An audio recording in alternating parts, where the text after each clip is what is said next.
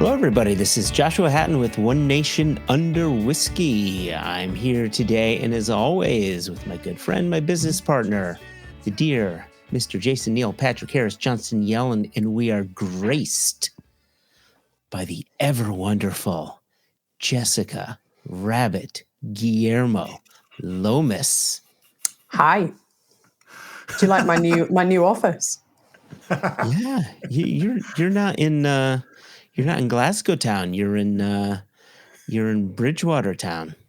Yeah, and do you know how seems a little brighter behind you? Look at the sunshine behind me. I don't know what to do with myself. Is that why you had to open that window in my dining room? You're like, I need sun shining on me. It's like, get all the vitamin D while you can. Which is amazing, actually. We do have vitamin D supplements just on that dining room table to your right side. So if you, I've been taking them every day for years. Listen, I don't want you to overdose, though, Jess. Like, seriously, it could be problematic. Look at the color of me. I think we're good for a while. For listeners, Jess showed her porcelain forearms. So porcelain is the color of the foundation I wear. So joke's on you. As well, not only is it good to have you on the podcast, Jessica Rabbit Guillermo Lomas, it is also good to have you in my home. So I am still broadcasting from my office in the garden. I can see you through the window over here. Thank you.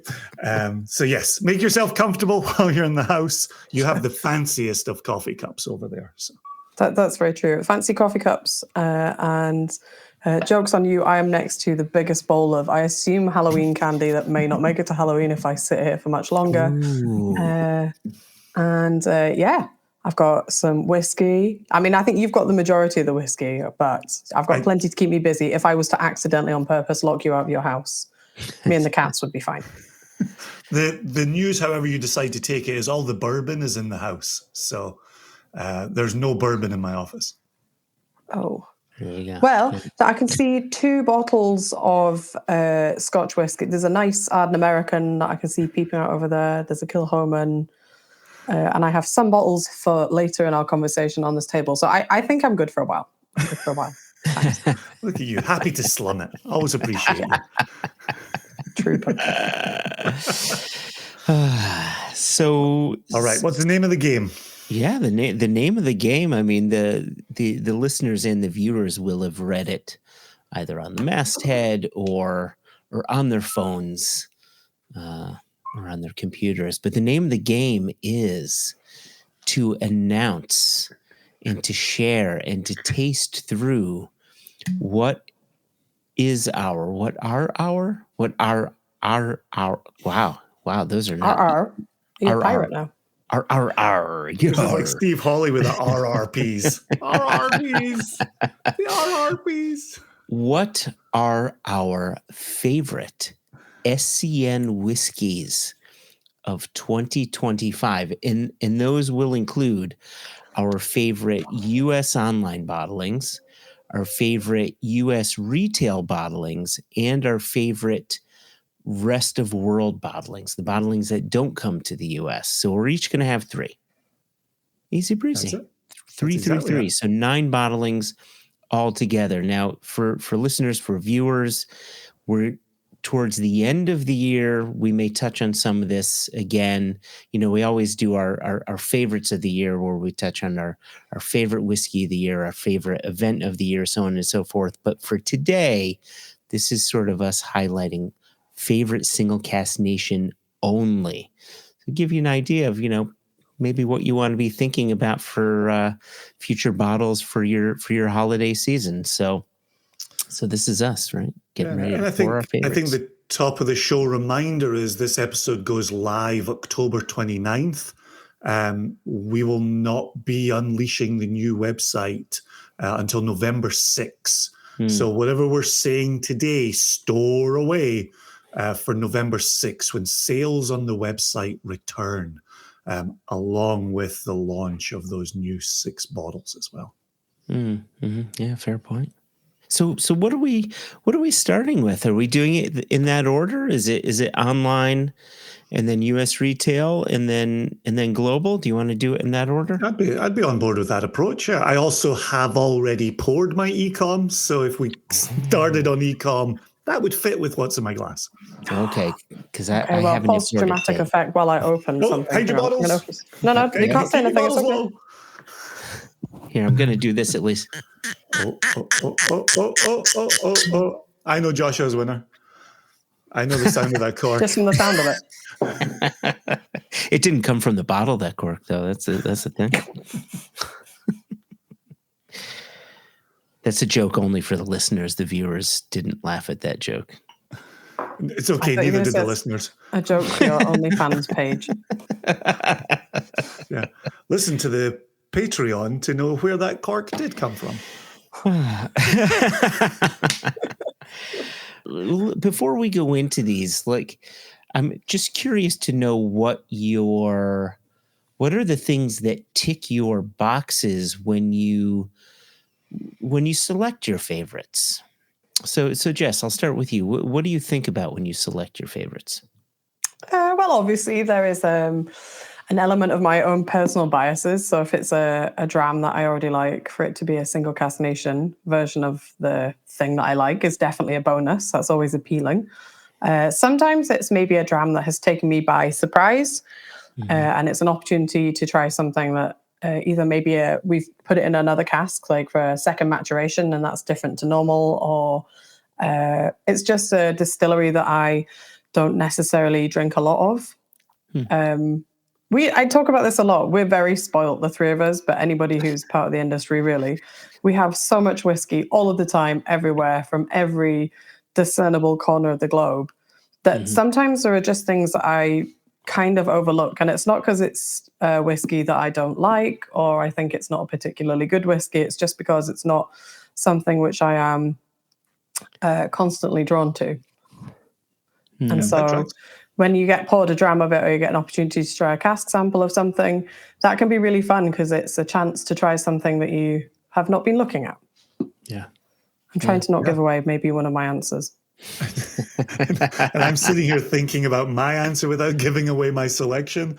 But definitely, I think when we're going through the selection process and we're thinking about the way that cask may resonate within the nation, to then go out and pour it, or to then receive texts or hear it on social media, or see people when I'm pouring in person, when that dram has resonated with the nation the way we were hoping, and that feedback is coming back from the nation, that's you are digging this the way we're digging this. That really elevates my selection for the year. Oh, interesting. Okay. Yeah, for me, quite often my favorite is the one that surprises me. It's not necessarily the very best of the best out of everything that that we've selected or bottled. I think a really good example is I did a tasting a few weeks back, and we had 6 bottlings, and on that night I selected another bottling as my favorite of the night, but the particular bottling that I selected as my favorite is different from the one that I selected as my favorite of the night. So quite often it is the surprising one, the one that sort of reminds me why I drink whiskey. I like to be reminded of that sometimes. So I absolutely hear where you're coming from. All right, do you want to lead the charge, Joshua? We can have a wee guess on what's your glass. This is always the classic moment when potentially the three of us have 3 different things in our glasses, and we're going to ask you questions about what you're getting, and then we're going to be sniffing our own whiskey like, I also get almonds. Isn't that interesting? So I'm going to put my selection to the side for the moment and ask you if yours comes in a non-traditional cask, by which I mean, is it not bourbon cask? Is it not sherry cask? So it is not a bourbon cask. there was definitely sherry in this cask. There's. I mean, you could look at the color. There's definitely a bit of sherry presence happening A here. rich amber there, maybe a burnt orange happening there. Could be the reflection of the light off your hand, but it does look like a beautiful color. Yeah, good color. Overall, there is sort of a warmth in this room, but yeah, rich amber. I would go with that. There you go. One for the listeners. Jess is on here looking at the color, so she's totally in the inner circle here. That's true. For once, I'm not in the car shouting at you. She actually closed her eyes when you held that up to the camera there. She only wanted to hear our verbal description of the color. All right, I know my next question. Jess, what do you want to ask? I also am playing this game semi-blind because I have only seen the US bottlings escape out of the door. I've had Jason erroneously left his office open for 10 minutes. I had 10 minutes to drink and find as many things in his office as I could. So, and you didn't even walk away with a 4-page bottling guide. Like that was I didn't want an to touch oversight the there, 4-page Jess. bottling guide. I thought you would lose your mind if you walked in and that was gone. So for the benefit of the listeners, as well as for the benefit of Jess, so again, these things change as we go through the year, but so far, US e-commerce this year, we've released Tormore 10-year-old in American Oloroso, Ardnamurchan peated 9-year-old ex-bourbon, Joshua's favorite distillery, but it was ex-bourbon, so he hasn't chosen that one. Locranza peated ex-bourbon, Rosary Burn, Spanish sherry, Black Spoke Bridge, Spanish Oak Oloroso, Glencadam, STR Oloroso. We did the 3 Americans. We did the peated Balcones ex-bourbon. We did the Cedar Ridge peated with Sauternes. And we did the New York Distilling Rye. Then we've done the Codder Springs 8-year-old, Benriach 14-year-old. Oh, the Codder Springs was New Charred Oak.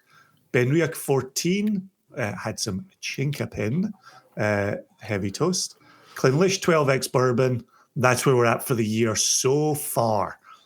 New livery is not getting played at this point in October.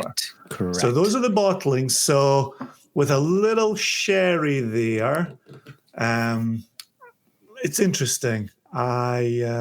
Is it a space cider? Oh, that's a tough one. So it is not a space cider. Jess notes. It's not a space cider. No. Is it a Scotch? It is Scotch whiskey. Stop looking at your notes. Stop. You can't have a cheat sheet. I should have taken the sheet off this guy and brought it into the house and sat on it. Yeah. Honestly, honest to goodness, I thought you were going to pick the Cedar Ridge peated in Sauternes, which is why my first question was whether this was ex-bourbon or sherry. If I'm being very honest, that was my number 2 pick. It was between the two. That Cedar Ridge is so damn good. Yeah. I'm really surprised. Even when the cork went, I was like, he has picked the Cedar Ridge, but you hadn't. So, okay, Jess, I will throw the Scotch back over to you then. I thought that would be a good game, for a podcast in a non-visual format. I'm opening a bottle. What do you think it sounds like? Okay, so we've got that it's... So I guess maybe if it's not a space cider, I'm going to say it's a Highland. I was trying to memorize the list as Jason went through it to be like... Now that I'm not allowed to look at it. Now that you're not allowed to look at the list. There was definitely... It's the fact he said there was definitely sherry in this cask. Like, that's the... So that also, I think, means that has to be a traditional sherry cask. That can't be one of our...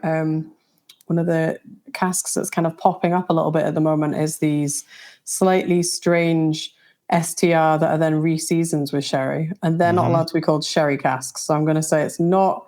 There was one on the list that was an STR Palo Cortado, so it can't be that. Okay. And so we haven't done an STR Palo Cortado for Ecom this year.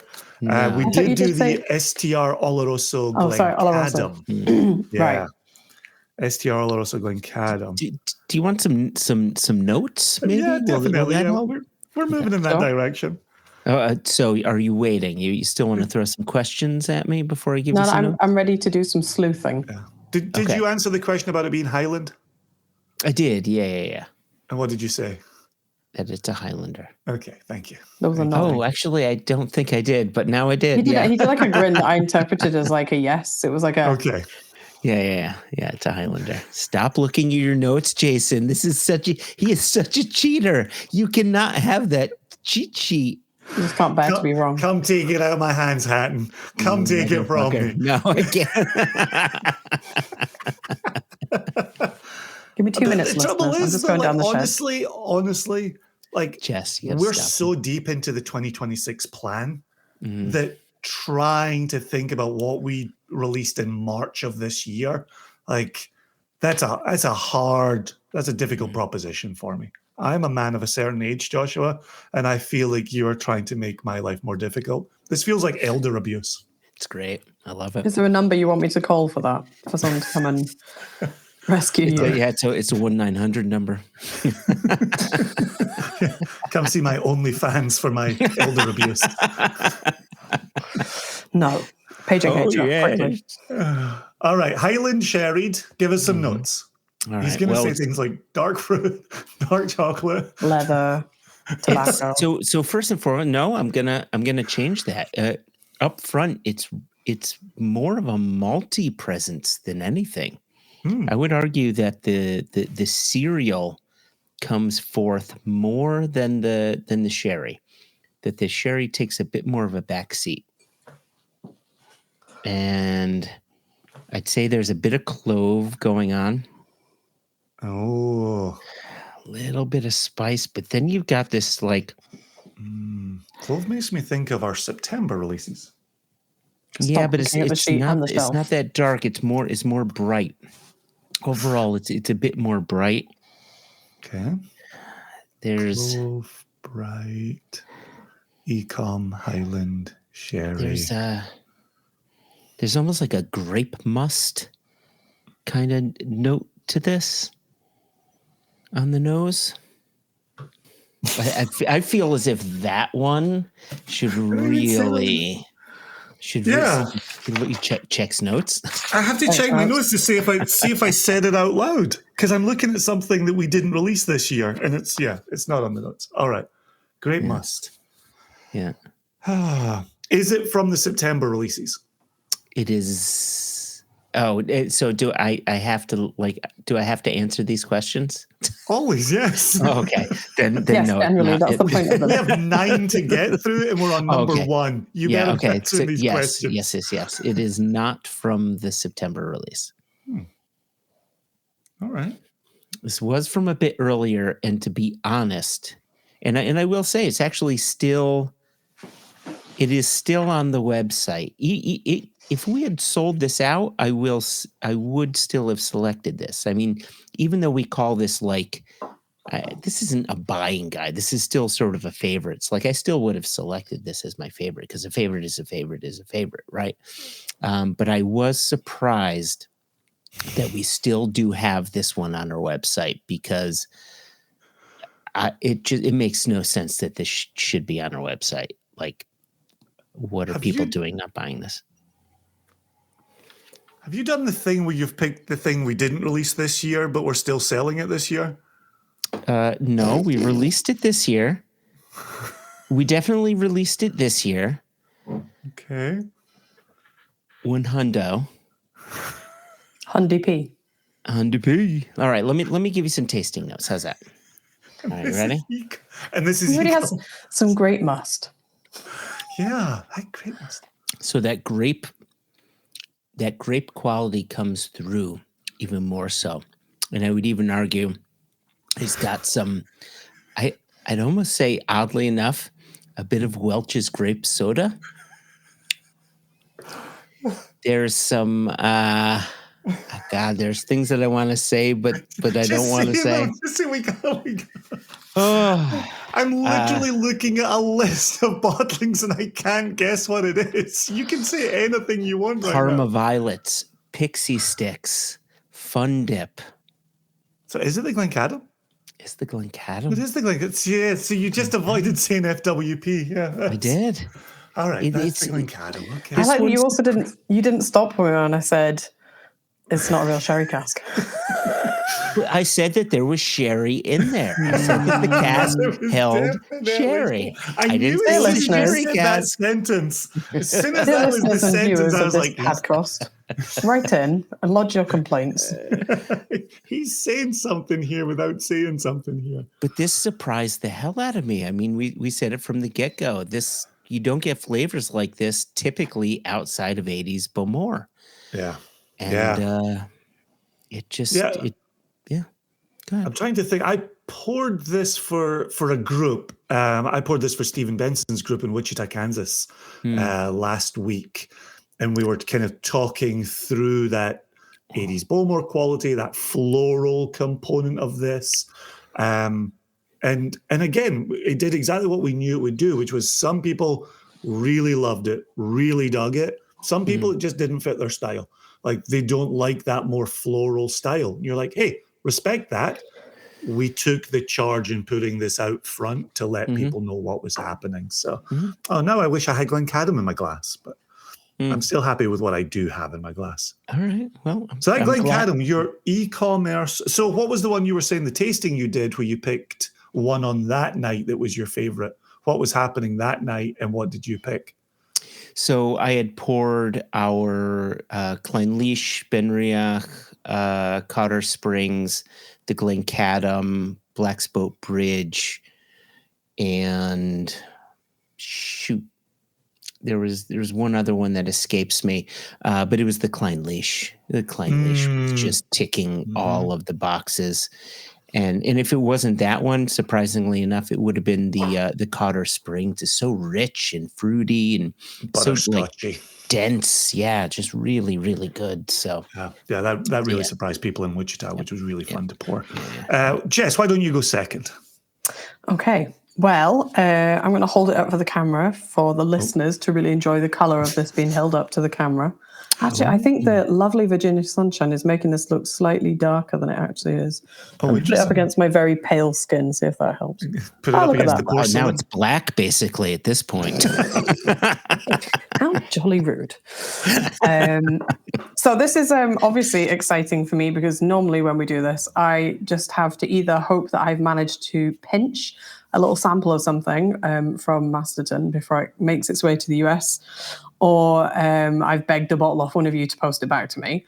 But because Jason left the door wide open, I'm going to say, so if you know where Jason lives, that's trouble. Left it wide open, and I've had, like I said, a little try through the bottlings that I have only seen sort of electronically floating around on our system and on emails as they come in and out of the UK. So this is exciting for me. So this looks nice and pale. I don't know on a Jason's scale of colours. Maybe like pale barley. I'm trying to think of some of the good names that you come up with when we're looking at colours. Well, that sounds a bit like white gold to me. Yeah. Oh yeah, maybe a white gold or white tea. Got to touch that. Healthy sample to take to the doctors, I'd say. Good on you. Good on you, girl. Kidneys are functioning nicely here. Yeah, there you go. Yeah, you're keeping hydrated. I like that. Speaking of water. So are we talking ex-bourbon maturation with you?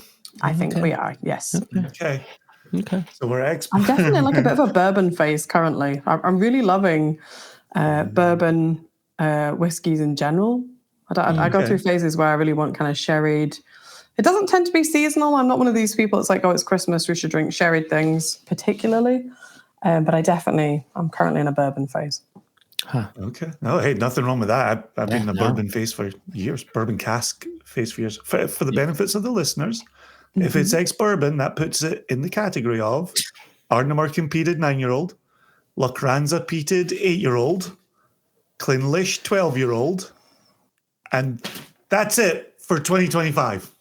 Oh, wow. We have more ex-bourbon coming November, December. So yeah, a little less in the ex-bourbon family through the first 3 quarters of the year. But we will finish with it strong. So, okay. Oh, so then the question is, right? Is it peated? It is not peated. It isn't. Oh, we just answered it. That was like the quickest finish ever. Which is why when Jason was like, you should go next, I was thinking, no, let the listeners forget what you just said. Let him spin some webs. This is why we can't have the cheat sheet, Jason. Sting wouldn't like this game. We're never getting through 9 in an hour, so we gotta stay on point here. It's also right. I really want the listeners to be able to know what we're pulling from here, and not just kind of general pie in the sky. But I think what remains important is, what did you like about that? What resonated for you, Jess? When I was left unattended in your wide open office, my immediate reaction after I'd looked at all the things that are kind of, if you're watching this, you can see the top shelf above Jason's head. I had a gut reaction to immediately start drinking the things up there, because there are things up there I've not seen in donkey's years and I never get access to. This bottle, the Clynelish 12, was the first thing I actually poured and was like, okay, time to do some work. Let's get serious. This is the first bottle that I grabbed and poured a quick dram of. And it made me think that we've not selected any Clynelish for ROW in quite a long time. And that's maybe something we need to rectify in the not too distant future. Because I love Clynelish. And this dram is it's not the dirtiest, waxiest Clynelish I've had, but it's ticking all the things. And it kind of, it's a warming sunshine whiskey in the lovely warming sunshine Virginia weather. It has got... If we'd had a Linkwood available for Jess, she would have 100% picked a Linkwood in ex-bourbon. Yeah. Or with her sunglasses on. Yeah. What I like about this is it's obviously got some classic waxiness to it, but it's got this lovely kind of custardy... Jason and I just grabbed a coffee and they had some nice pastries when we were paying, and I nearly picked up this kind of like pastry bun that's got like custard in the middle. It's got creme pat custard in the middle. In Norway they have them and they're called sun buns. I think that's the translation for them. But so it's a bit like that. It's got this kind of custardy sweet pastry, and I think that's kind of what's happening in this dram. So maybe I was led by what I've just witnessed in the coffee shop. But it's got that kind of sweetness. Yeah, I really like it. And it's also got, I think there's a kind of berry note in the middle of this. Makes me want to think of a little bit of kind of almost blackcurranty, like tart berries. Nothing, not massively like sometimes I get in a Bowmore, but just a little bit in the middle. So it's not a completely sweet dram. I think it does have like a solid structure to it that's got a bit of bite. It also, given how much you two take the piss out of me for this, has an ABV which is not in my normal go-to range. So if you have not taken advantage of getting hold of this Clynelish, it is 61.1%. Yeah. So this is embarrassing, but I was recently in Germany and everybody agreed with me that most of the time there's no need to be drinking whiskey this strong. But sometimes when you find the right cask, it leads itself in a way that it hasn't occurred to me for 1 second to add water to this. This is absolutely drinkable at the strength. Yeah, that's been one of the aspects for me pouring this for people is nobody leads with what's the strength on that. And then once you kind of present the cask details and you mention the strength, the general comment is, I would never have imagined 61.1. Nope. It doesn't drink like that, but it brings the texture, it brings the lipids, it brings the oils, the fats, the flavors. Yeah, it really delivers. Yeah, just a really excellent dram. So I'm glad you picked that. I'm glad you got to taste that as well. So am I. Well, I'm not, because now I'm furious that I can't take a bottle of this home with me. It's one of these, it's a very dangerous game that I'm sure many listeners and viewers to this podcast will agree with me, is sometimes it's better to just not know what you're missing out on. You try a whiskey, it's very dangerous. Every time I come to the US, I find something that I think, I really like that. And if it's, if I can jam a bottle in my suitcase, excellent. And if not, the FOMO sits with me on the plane home as I think, that'd be really good. I would have liked that. Geez. I mean, that's one of my major faux pas in life, becoming an avid Western fan, is picking a distillery that is far, far away and doesn't ship. And so all I've done is create myself a permanent state of FOMO. And luckily I have lots of very kind people who look after me, but I should have got really into like Tobermory or something instead. That's much more achievable. I can go there, have a nice holiday. Glasgow Distillery, right? It's just right around the corner. Just get Chris to pick it up on the way home. Yeah, exactly. Yeah. Trust me, as someone who picked Lechig way back in the day, it's getting harder and harder to source Lechig. For you, I will go to the island and see what they have and come back. I'm that kind of selfless guy. I'll do that for you. You know my collection is independently bottled Lechigs.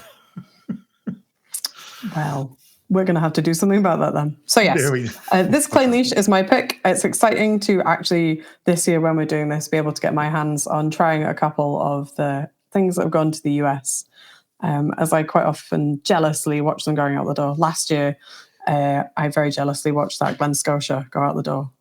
Oh, yes.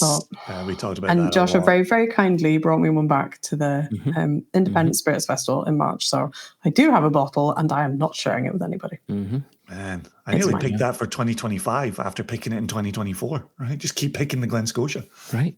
Over and over. Do it in 2026 as well. Why not? All right, friends. I want to be drinking. All right. Do it. All right. Tell us your color. What's in your glass? Nice, rich blonde on this. There you go, against my forehead. Blonde. There you go. I think it's got green in it. Look at that. That's just Jason's red lobster skin forehead. Red, green, colorblind. I don't know what you're talking about. Does that mean that whole wall behind you is a mystery? Don't know what I'm seeing. All right. So bourbon cask it looks. Bourbon cask. All right, so that narrows it down to 3. Absolutely. This is fun if you and I have picked the same thing. Is it peated? It is peated. Okay. And we've won a watch. So here's right. This is where you try to think about Jason and you think about how he grew up and the island that he looked out upon growing up. This has got to be, if we know Jason, and we think about Single Cask Nation and our beginnings in the first cask that we've bottled being an Aaron, this has got to be our Lacranza. It has got to be our Lacranza. It has to be, doesn't it? Right. Just, it has to be. Yeah. But it isn't. What? You fucker. It is. It's the Art American? Yeah. It's not. Wait, what? It's the ex-bourbon cask I didn't name for Jess. You bastard. This is the Balcones. There's a game to be played here, friends. There's a game to be played. Right, I demand a rematch. I'm confiscating your sheet. I will have your sheet. As the person who's naturally at a disadvantage not getting these. Son of a bitch. Love it. Couldn't be happier to be here with both of you today. Wow. So, very vegetal, very minerally, certain quality of mezcal. I've talked about even a white clay agave grown mezcal quality to this single malt. Are we accidentally sliding into the start of some sort of agave based podcast here? You know what? One Nation Under mezcal. One Nation Under white clay. So very much, very much to the point I was making earlier. We thought this was a special cask when we selected it. Taking this around the US, pouring this for the nation, keeps turning heads. People keep saying, that's not like anything I've had from that distillery. That, to me, is the remit of the independent bottler. That's what we set out to do, is continually show different sides of a distillery. So, can I say it? Go on. Balcones peated 4-year-old. Mm-hmm. There you go. Yep, sitting right here beside me. And this has got a cork that goes ee. And so I was certain you had the Cedar Ridge. I was certain of it. So there you go. I was certain you had Cedar Ridge. You were certain I had the Lacranza. Jess, do you know why my cork did that? So the cork that I had on this Glencaddam, there was something wrong with it, and it broke. And so I have an old. You can't see it. I don't know if you see it. It's an old Ardbeg cork that I had to put in its place. Those are squeakers, yeah. They're squeakers. Yep, definitely. Oh, yeah. And so that Balcones on the website, once it comes back November 6th, $85, right? I just think for what that delivers, and then for our dear Jessica Rabbit, Guillermo Lomas, the Balcones, which you will be drinking later this evening, is 66.3% alcohol. But I kind of expect that, especially with our American single malts and anything coming out of Texas. Like, I think mentally you have braced yourself for the concept of perhaps it coming in hot. So that's the big change for this one, right? This is ex-bourbon cask Balcones. And then at some point, this was removed from Texas and actually had California maturation on it. And so this has got a much more relaxed Balcones characteristic to what a lot of people assume from Balcones. Even to the point in pointing out the color, even as it sits in the bottle there, right? Yeah. People are so used to darker Balcones colors. Yeah. This is much lighter, and then obviously in the glass, showing it like that, right? Like much brighter, much more reflective gold in the glass. So yeah, I think this is fun, the idea of like a two-sided climate in it. That reminds me of the bourbon that we did a couple of years ago that was jointly released between both sides of the pond, that had done half of its life in Kentucky and half of its life in the UK. And that definitely had like a remarkable effect on certainly the palate. I suspect the actual speed of maturation, I can't imagine, unless you're very carefully nursing where your barrels are in a rick house, there's not much in Kentucky making it to 24. There are obviously some notable exceptions to this. Right. Even I, in Scotland, I'm aware of. But by and large, Kentucky is not looking to age whiskey or bourbons to that age. So sending that to Scotland and doing a 50-50 maturation is really interesting and remains one of my favorite things we've ever bottled. But mainly because people come and seek you out to say, do you have more? And I laugh and I say, no, of course not. Yep. Our dear friends in Wichita, Kansas were asking if we had any of that bottling last week. So that's so funny. No, we sold it out in 9 minutes on the day. Sorry about that. Maybe this is a strategy for 26 we should have.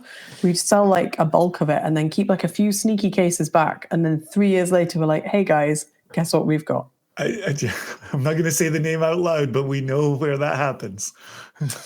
Several places. I could name you multiple. So I didn't think about that though. Why didn't? Because we had to sell every bottle to pay our bills. Because I think we're the nice guys, and if you want to sell a thing, also that means that one of us would have to look after it. And I know that I would not be able to either not take bribes to take bottles out of that stash, or actually personally just drink it all myself. It's easily done. Well, with that said, Jess, I feel like you got done on your Klein list selection there. So why don't you open the floor with US retail, and we will give you all the guesses. Oh no, because I've still got the Klein leash in my glass. Okay, well I'll put the bottle closer to me, but not on camera. There are more glasses just to the left of your shoulder if you want to get into the armoire. Good God, so there are. Wow. Okay, talk amongst yourselves while While we wait for Jess to return. Look at these fancy glasses that I could be. Oh my goodness, I'm scared of these. Some of these are very fancy. Yeah, be careful with the pheasant glass. My mother-in-law collects those and sends them to us for our collection. And I didn't know you collected. Yeah, we do. I collect pheasant glass. It's cute. I like it. Yeah, Sata takes very good care of us and sends along. But I don't quite know how much they're worth. We pour cocktails into them. You and I will be drinking a cocktail in one of those at some point. I won't, because I'll be too afraid to break the priceless glasses. No, they're traditional. You're just drinking out of a large bird. Yeah, yeah, like the wild turkey bottlings that are in like all the creepy birds. We've got one of those at home. I have to put it. I can't look at it. It's got a very creepy face. Now I'm just excited to see which glass she did select. Just a normal person Glencairn. Oh, look at that. Oh, Westward glass. Yeah. Yes, but it's not Westward in the glass. Okay, so colour. Well, we've gone kind of not full extreme of one to the other. My very pale Klein leash, and then my dram number 2. It's got some nice beading on the glass. Don't know if my camera's going to pick that up. Oh, nice.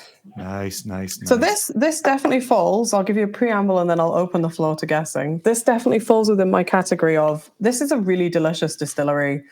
It's really delicious whiskey from this distillery that I just don't get around to drinking too often, and that's semi-laziness, but semi-living in a world where I have too many things to drink, and I, contrary to most people's belief, I don't actually spend every day, all day drinking. So I try to... Funny you should bring that up. Given my escapades yesterday, I'm not doing very well at that. But if you're in an airport, 10 a.m. breakfast cocktails are totally allowed. And sometimes they are breakfast design. I had a Marmite martini yesterday. That's insane. That's insane. It was really good. See, if I had given you that as a cocktail and said it's a breakfast cocktail, it's a very rich umami. If I had given it like a fancy play on words, umami cocktail name, you definitely would have drunk it and been like, what's in this? And then I'd have said Marmite, and you'd have done that face you just did, like, ugh. I love Marmite, so that's why I ordered it. I was like, let's wild. See what that's wild. Anyway, that's not even the most offensive option for vegetarians. Sorry, Aussie people who I love very much. Vegetarian? Yeah, Sorry? it is. Vegemite? No, or is Marmite? Isn't it vegetarian? Yeah, they both are. Marmite? It's vegetarian, isn't it? It's not vegetarian?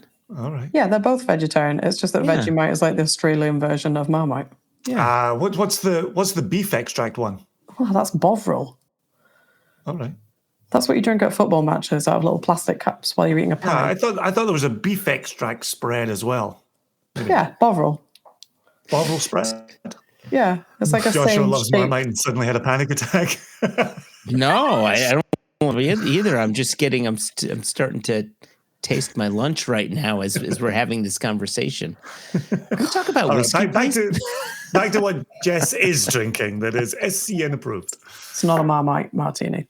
It's SCN approved. So yes, this is a distillery that I don't have regular occasions that I have gone to a bar and picked it out. That's on me. That's my fault. It's not a comment on this distillery. Interesting. From our US retail lineup. Okay. 25. So does that mean that, do they have their own bottlings then? Yes. Okay. Not That's huge a good question. numbers. I like that. We don't normally ask that question. Not huge numbers, but they do have some.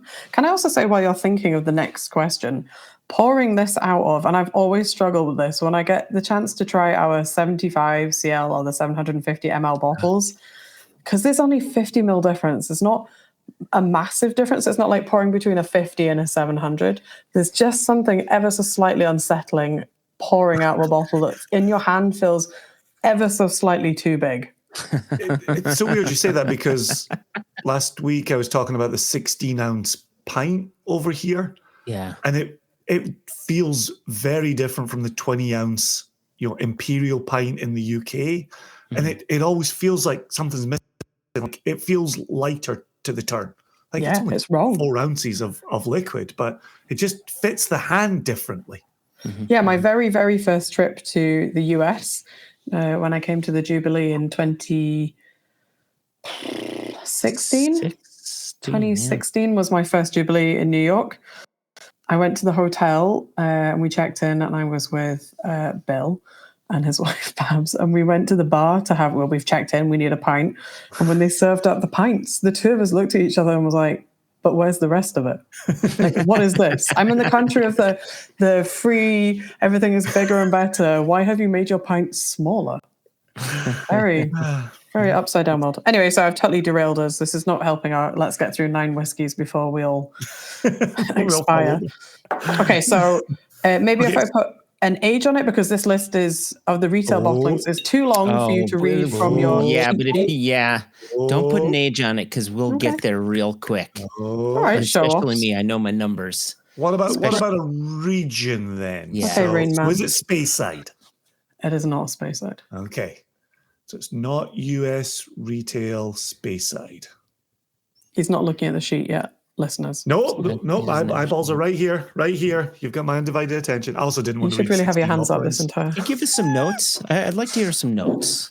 All right. Okay. Well, the tasting notes that we have printed on the side of the bottle are entirely unhelpful, so I'm going to give you them. Okay. It says a wee Highland gem. Oh, I know exactly what it is. I know exactly what it is. There's only one of them. There's only one of them. And here's the interesting thing, Jess. That was you. That came from you.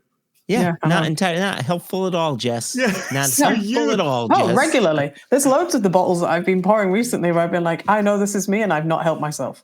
Well, this is so this is interesting because just as you're talking about seeing the econ go out the door, you were part of the note taking, the tasting notes for this bottling.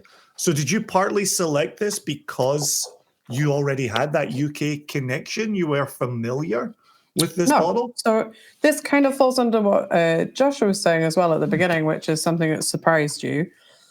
This is a distillery I don't know if I've had too much of at this age. And so when we tried this, when we were picking the casks, and I wrote that very unhelpful tasting note, this is really making my mouth water. So good. So juicy, right? Yeah. This is really juicy. And I think to me, this kind of epitomizes when I think about sometimes when we talk about a generic tasting note for a region. Now, I know all the regions, you can absolutely put a bunch of asterisks and, there's this is the general character, but here are some that don't follow that. This kind of fits with what I think about, like kind of old-fashioned Highland whiskies. Agreed. Wholeheartedly. That's why I do like that tasting note. I think that's exactly what that tasting note captures. A wee Highland gem. I do remember saying it when the three of us were sat together, but I think that I was hoping for a few more flavour notes on it that would be a bit more descriptive. What we've not done, because we obviously don't have it on the e-commerce bottles, but we have it on the retail bottles, is how many points do you think we gave for... So the one that had the most points, I won't make this really drawn out, the highest ranking flavour category of our flavometer is sweet. How many sweet points do you think we gave it? Oh, wow. I want to say it was probably 8. If not 8, 7. 6. Count. 7, 6. 2, 4, 5, 6. 6, 7. 6, and then we had...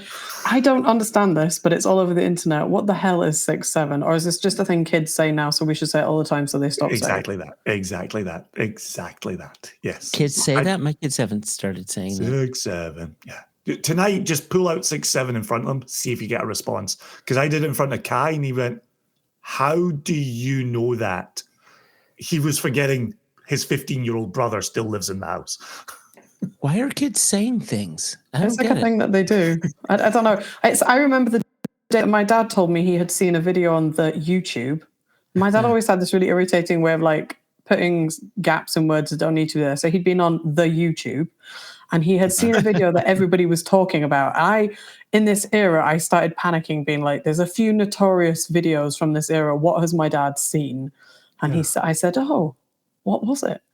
And he said, I've seen the video everyone's talking about. It's called the Gangnam Style. And I just was like, that's enough internet for you today. Goodbye. Close it all down. So I feel like you could use the 6, 7 like that. So I don't think we've named the distillery yet. We haven't.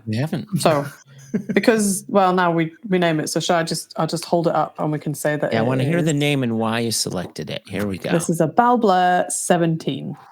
And the cask type on that? Cask finish? This is a first fill American oak PX sherry hogshead for 2.5 years.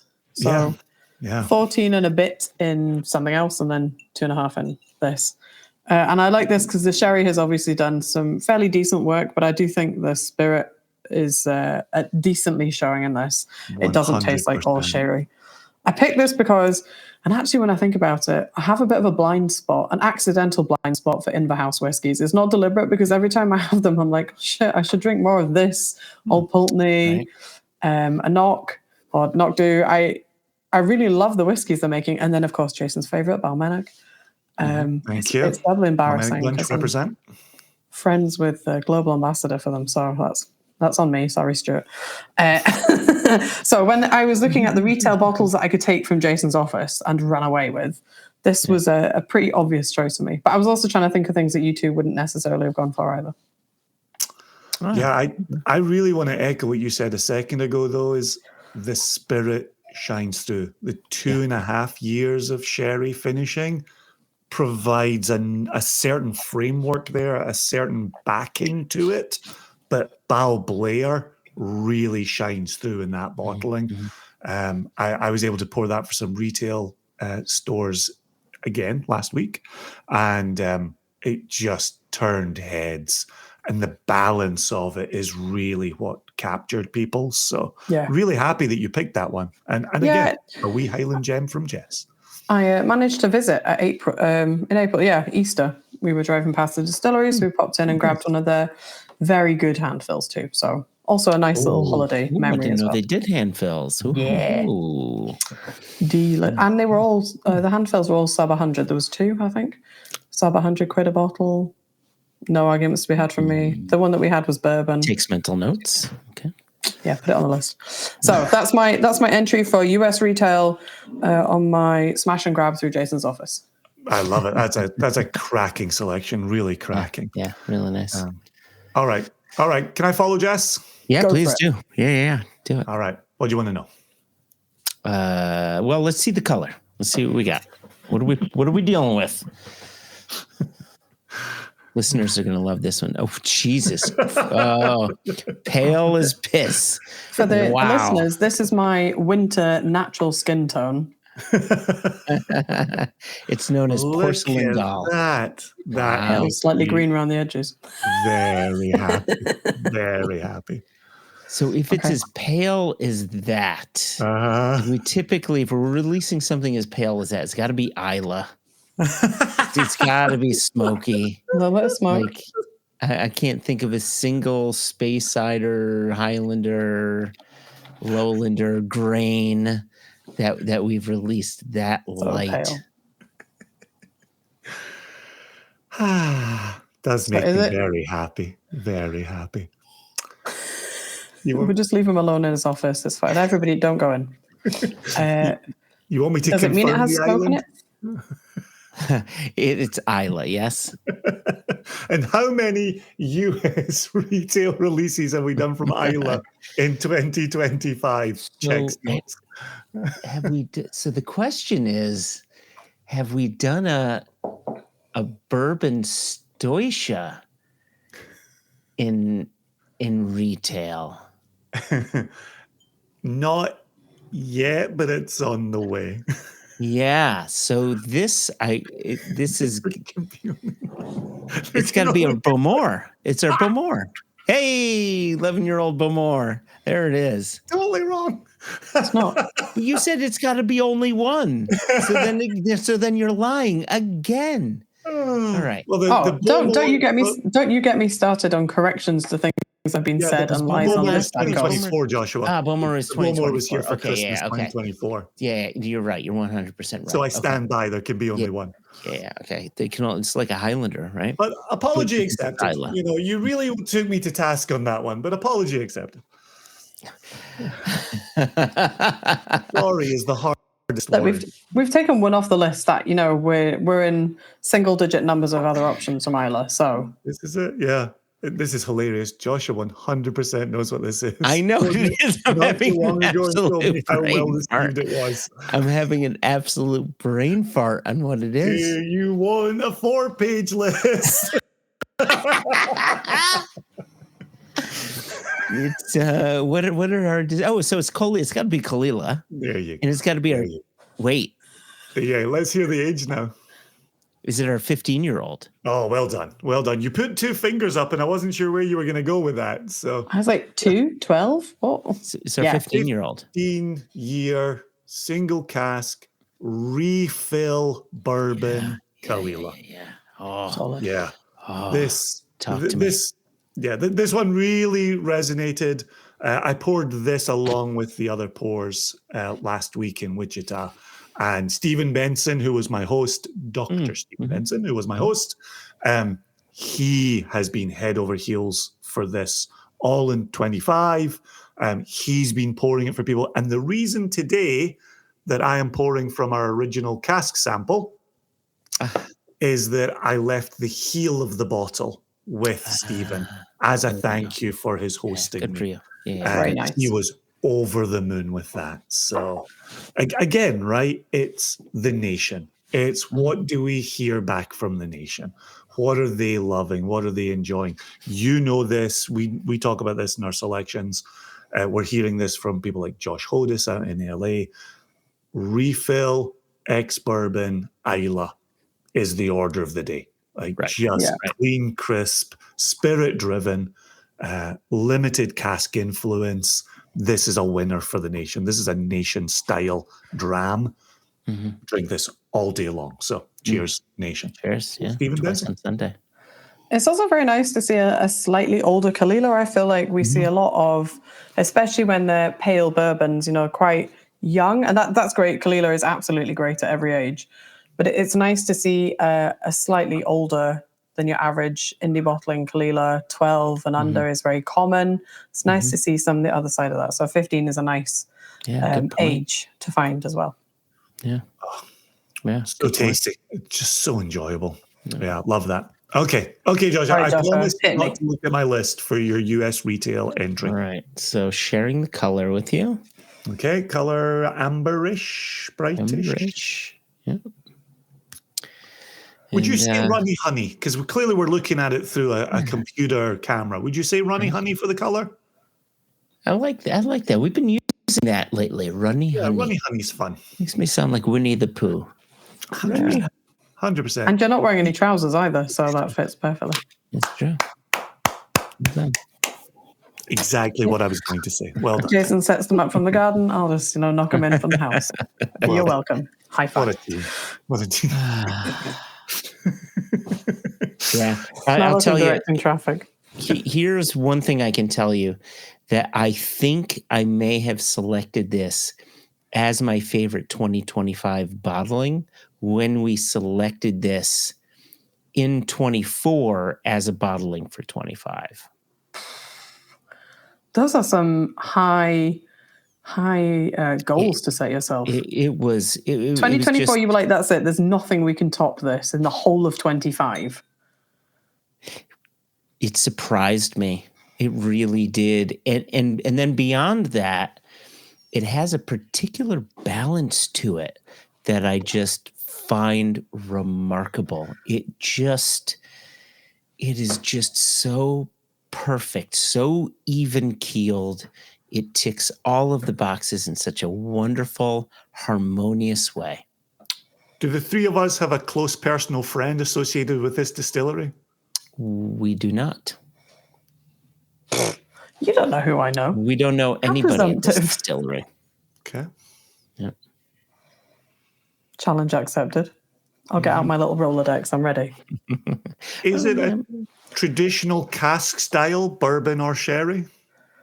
It is not a traditional cask style. And don't look at your fucking sheet, Jess. I don't need to know exactly what this is. Oh, you do? Okay. Oh, interesting. Okay. Yeah. Is there a charring associated with this particular version? There might be.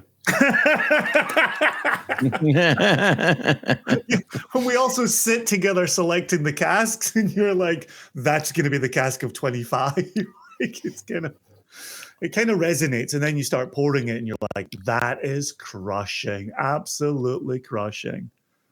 Yeah. Yep. I don't remember you saying that when we picked these casks. So I don't know But if I to be said fair, it. we were trying to get through a lot of casks. Yeah, we did. We tried to get. I mean, how many? We were trying to do hundreds of 130. In fact, there was more, wasn't there? Did we not achieve 130, and then there was like a bunch that you guys took home with you? Or did we get to 130 and begged out of the rest? I think we did. Yeah. Is it from a distillery that not a lot of people think about?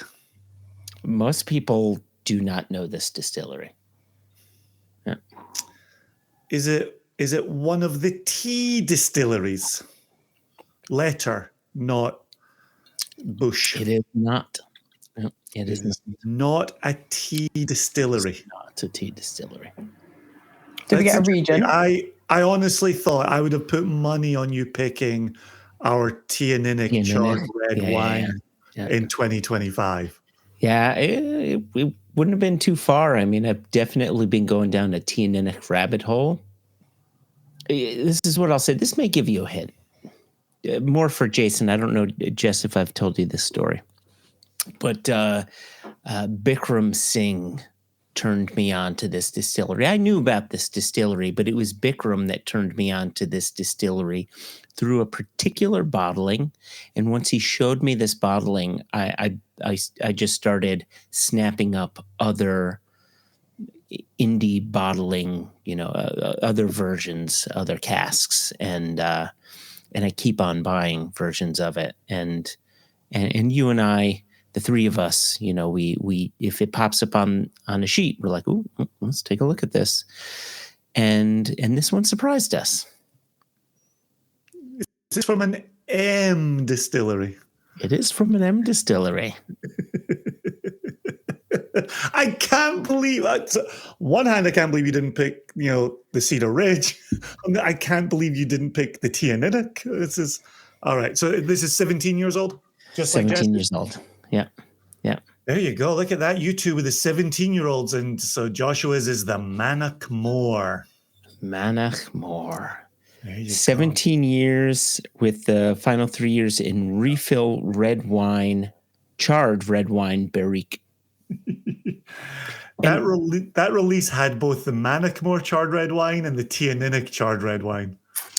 The difference being, this is when we found out that Manach Moor has a peated run, and we didn't know that Manach Moor ran peated spirit for a small period, in the year, and it just surprised us.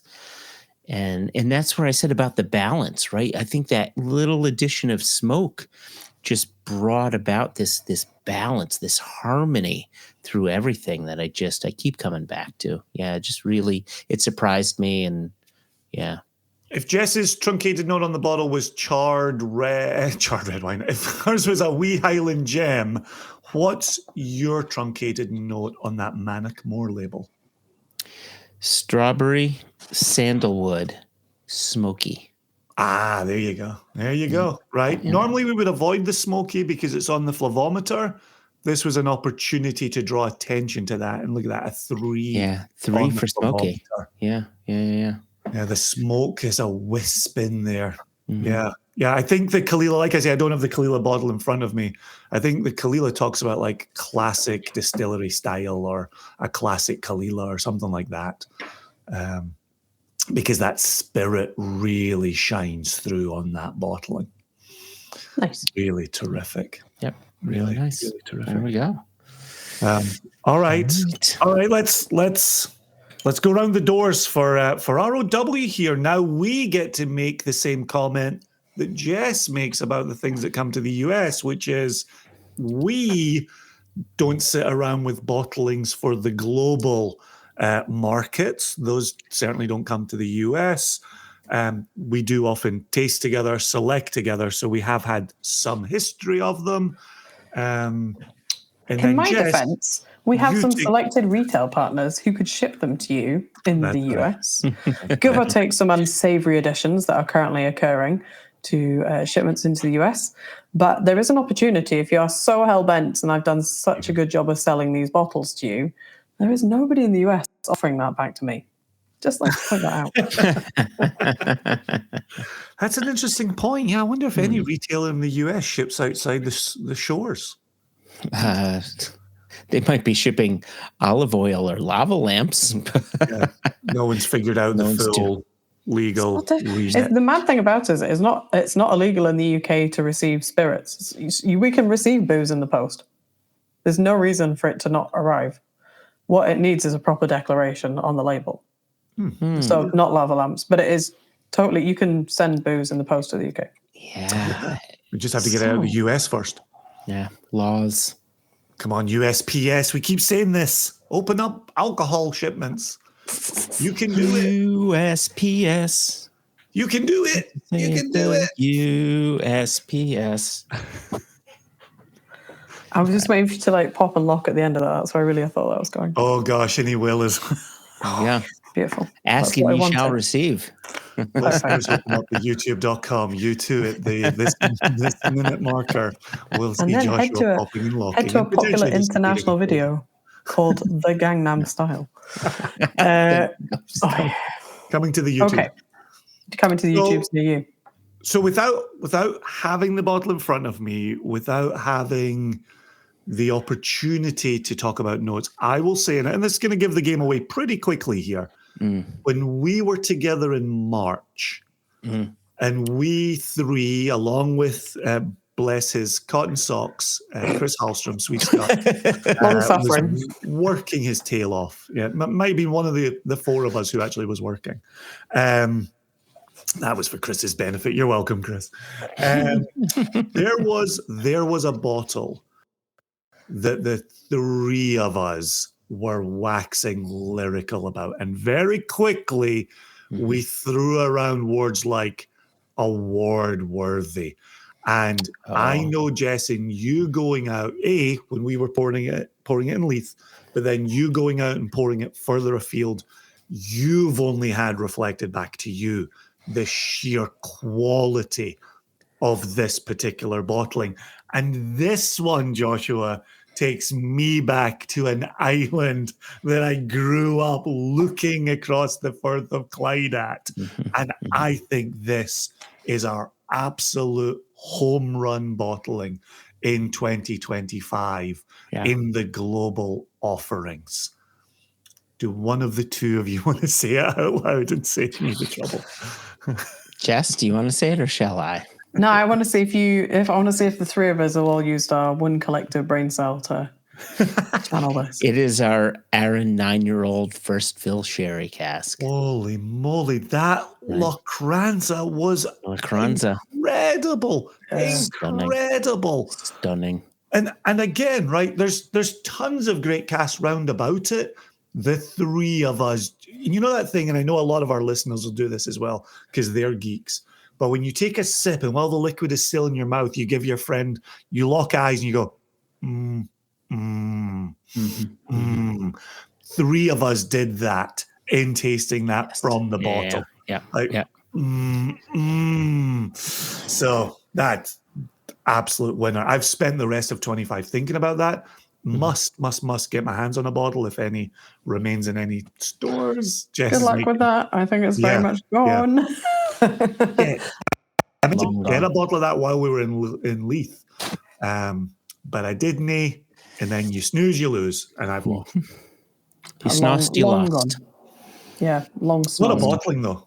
That was 9. Was that 9 years old? Yeah, 9 years old. Full maturation in sherry. We bottled it at 57.1, so like an old-fashioned 100 proof, and it was great. And I gave it to you two blind as a little sample when we were in the hotel room, and said, try this. So obviously the three of us had tried it at Cask Selection, but obviously some time and quite a few drams have passed in the intervening period of time, and you two were so excited by it. And when I was like, it's one of ours, I watched you both be like... and then I was like, it's mine.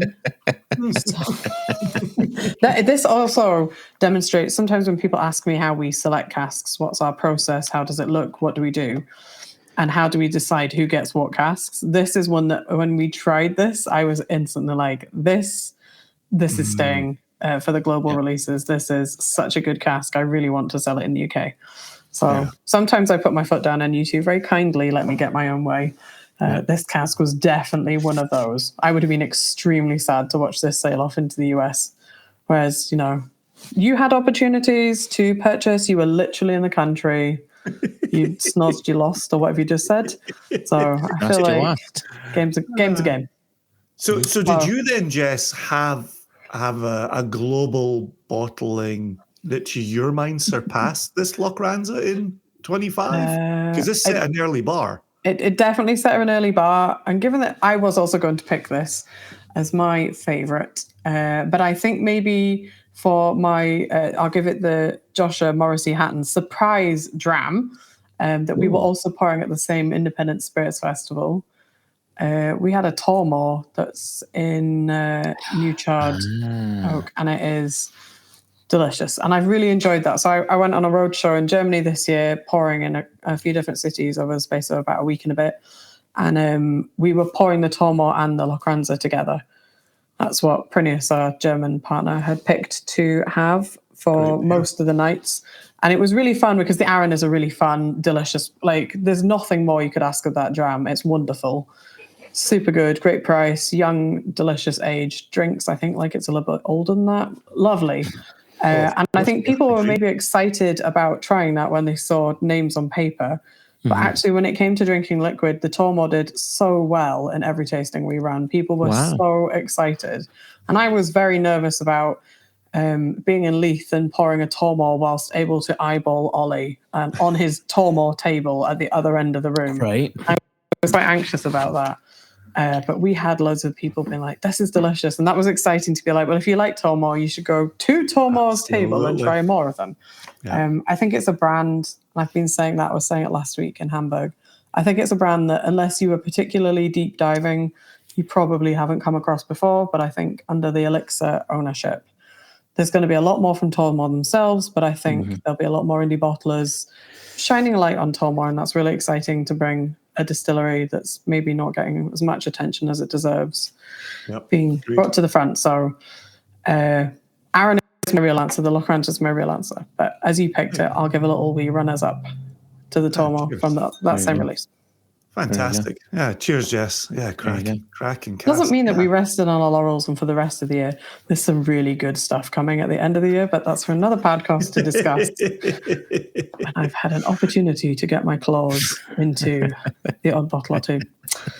Okay, so Joshua, do you have a winner from the Global ROW?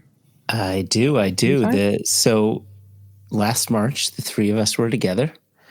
And Jess, you had poured me a sample blindly.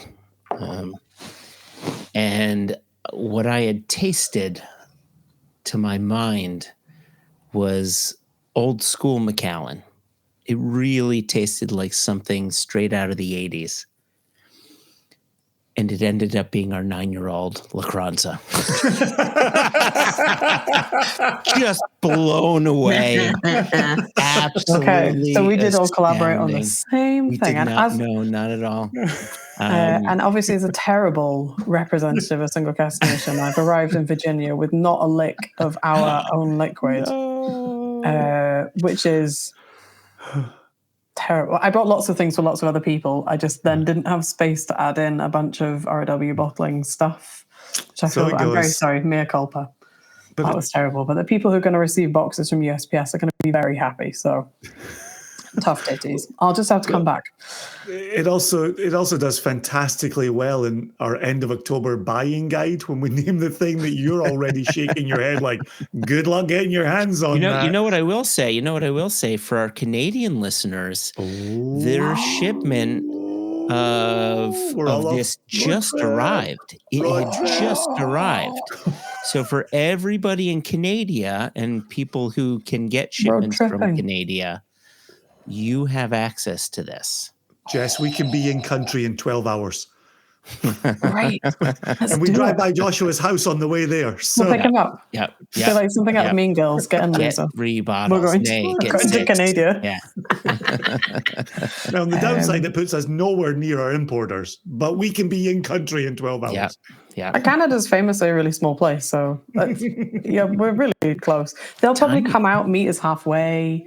Be fine. Okay, well, if you want me to give you, I'll give them that. They're very nice people, the lovely PWS boys. If we would like to give an October ROW buying guide thing that is probably still in shops and you should definitely go buy, I have 2. One is the Tormor, which is still in very tiny pockets, but you can use the Google machine to locate that. Fantastic. The other thing is from our 10th release. We've got a little 17-year-old Glenelgan, which is an absolute cracker. It's, I think, another bit of a sleeper distillery. Has been in sherry. It's got a lovely, rich, great body to it. And that has been in Spanish oak, I think, Spanish oak, Oloroso, Hogshead. And that's a real belter. And I think we've, in RW, only ever done one other Glenelgan. And we did that right at the beginning, one of the very first releases. I think it might have been our second RW release, so probably 2020, so quite a long time ago. And we did a 10-year-old Glenelgan that was in bourbon.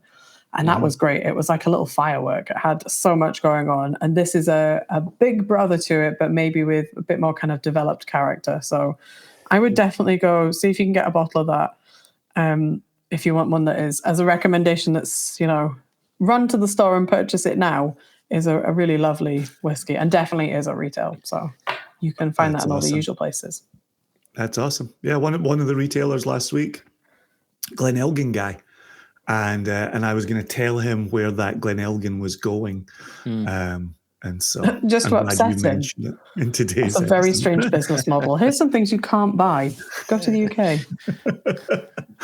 That's been the name of our game from expansion onwards. So there we go. We've been doing this for a while. Oh, that's fantastic. I love hearing all three of us picking that Lacrans, and then I love there being some other leaves on the branches worth sourcing. So awesome. Cheers, friends. That was lovely. Just what we needed this end of October. Good chat, good drams. Yep. Really nice to get together. So listen, I know you guys got to get out. You have an evening ahead of you. We do indeed. And so I'm going to let you two go. But before you go, I want to thank our viewers, thank our listeners. And of course, for our viewers who may not have subscribed, boom, check this out. Now you can, because I've told you to do so. I've unleashed a banner that suggests, not just suggests, tells you to subscribe. Right? Implores. It's an instruction. Do it now. So subscribe to our YouTube channel. If you're a listener and you want to look at our faces, now you can also look at Jess's lovely porcelain face on YouTube. So pale.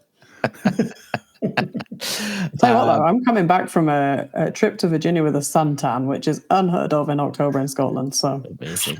By which you mean sunburn? Yeah, sure. Same diff. Same time. And listeners and viewers may have heard last week, the very good Michael Applebaum had written in. He sent us an email. And you can do the very same.